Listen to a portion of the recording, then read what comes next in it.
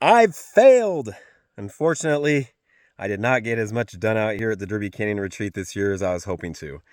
Sometimes I'm a little aggressive with my goals and that helps push me, but man, these projects took way longer than I expected. Point in case number one, I thought around midsummer I would have this biogas outhouse ready to go, and we are heading into October, and I'm gonna have to pick it up next year because the snow will be here very, very shortly.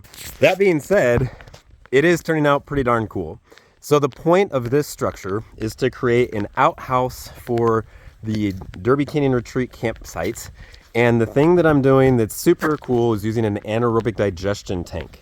The product is made by a company called Biogas. And on the right side, this is all going to be effectively a greenhouse. The reasoning for that, and that's the tank right there, it gets filled with water and waste and everything else. And it operates best above 50 degrees, I believe even better, closer to 70 and so forth.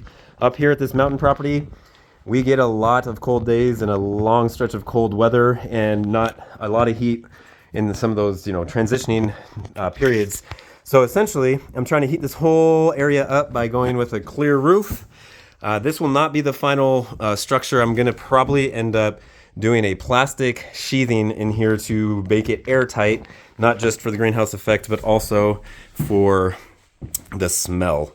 And this is the toilet it comes with. It's effectively like an RV toilet. You have a hand pump to remove the waste. It goes in that holding tank. This bucket is full with water, so that's for flushing and so forth. And I will be installing a rainwater tank, which that's the holding tank, that'll sit right there. We'll collect rainwater for general hand washing and toilet flushing, and that live edge slab will be installed as a countertop so that our campers have a space to, prepare food or whatever they want to do in here. And this little guy is a burner that then connects to this anaerobic tank.